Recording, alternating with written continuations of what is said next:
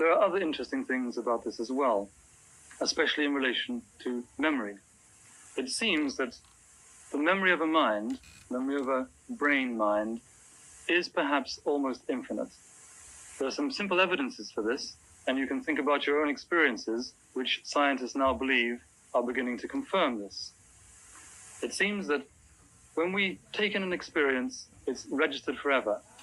And if you think about walking into a room and suddenly experiencing a smell that you haven't smelled for years, that smell will trigger off all kinds of memories, all kinds of associations in your mind, and you will get a complete, immediate, direct recall of what happened. Now, the happening was by chance, and yet your recall was perfect. So it suggests that that chance recall is located in secret pockets, and there are many more secret pockets than we now realize. These secret pockets are also brought out in things like dreams. We all have to dream, in fact, in order to survive, although some of us don't actually recall them the next morning, but we all do dream. And those of you who remember them will recall that very often you will dream about an event or a person that you hadn't thought of for years and years and years, and suddenly up they pop in a dream. This is again evidence that your brain is storing it all and using it for some later instance. So there's an enormous amount that we don't know. Taking what we do know about this organism, which is now an increasing amount of knowledge, we can begin to change the way in which we think about our learning abilities. We can begin to re-look at the way we learn to learn, and can begin to look again at the way that we develop. First, we must go back through our lives, through each stage of our growth and development.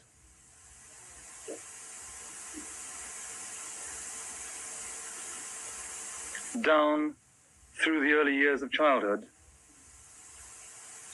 right back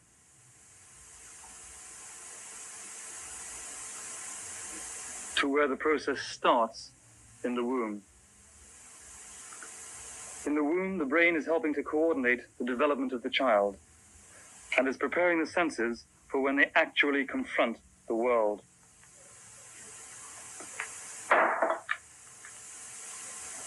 At first, all is sensory confusion.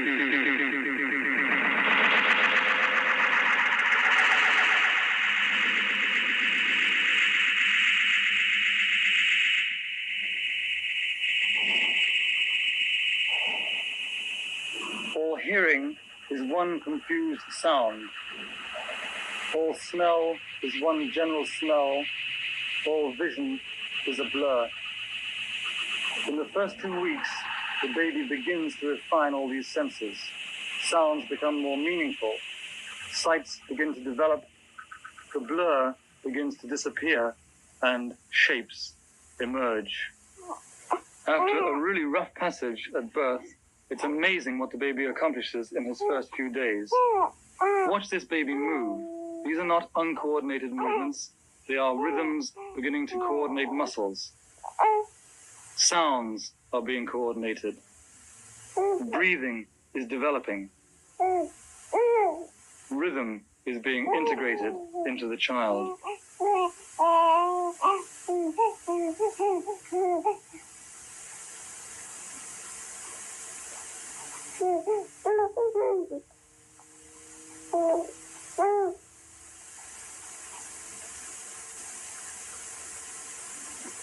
Basic needs within the first week are already beginning to be satisfied.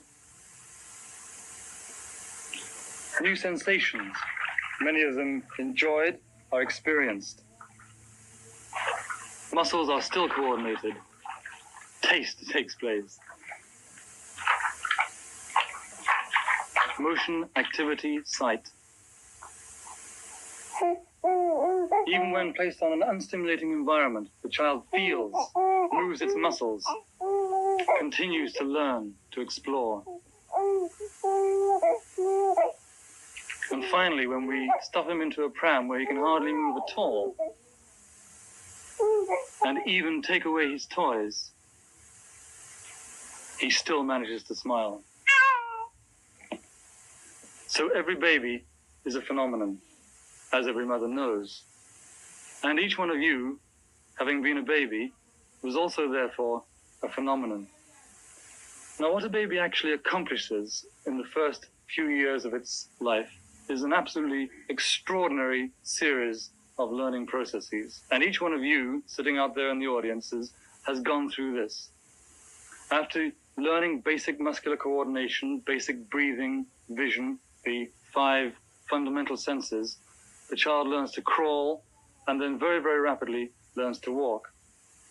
And at approximately the same stage, he does something else which is extraordinary as well, and that is that he learns the use of words. Now, people take this for granted, but if you actually think about the process, you realize that it's far more complicated, that you have done something far more complicated than really we give the baby credit for the ability to do. If you imagine yourself having no knowledge of what language is at all, having no knowledge of the individualness of words, being confronted by adults who are speaking. Listen to me now, for example, speaking, and you will find that most of the words are run into each other so that there's no real distinction between the individual units of the words. Now, the baby is surrounded by this from the beginning of his life, and yet very rapidly he begins to distinguish, and this in the face of disadvantages. We go to the cot and we say, coochie coochie coo, and your lovely little darling, which doesn't really help him to learn vocabulary, and he distinguishes those things which are important to him at an early stage from those things which are general noise around him. Now, the mathematical, calculating, organizing, remembering ability that every child goes through in learning its basic language is absolutely enormous. So, no matter how unphenomenal you may feel, we've all learned to cope with our environment. We've all learned to speak at least one language. We've developed refined sensibilities of hearing, smelling, tasting, touching, and seeing. We've all learned a number of basic survival techniques.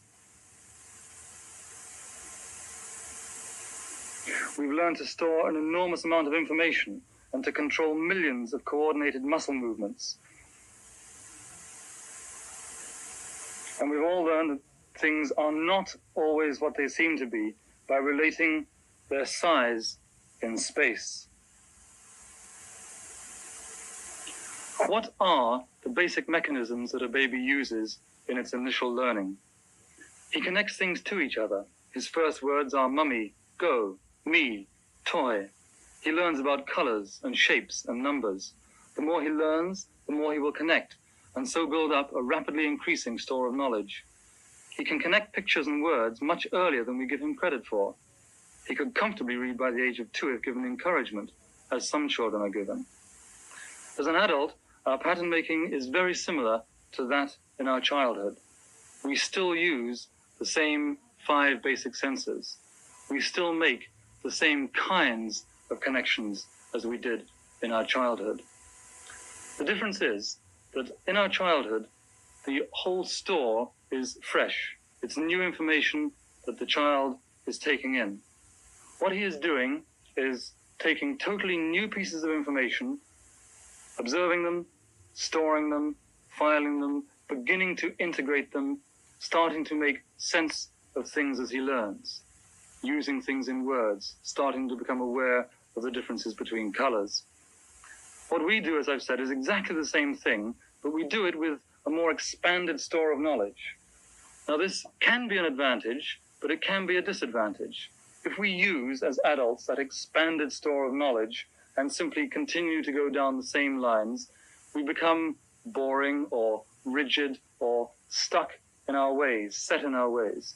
This isn't necessary, and you can see by looking at the child, at the innocence of his expression, at the freshness of the relationships that he makes, that the learning process is the same, but that the way that we begin to connect things can alter as you grow older. Now, what we learn from this is that we can learn more from the child. The child is still making sense connection. Look at the way that a child paints or learns, and you'll find that he has all senses going in at the same time, where experience we say, oh yes, well that's definitely this one, or that's definitely this one. The child is in fact making more use of his learning capacities.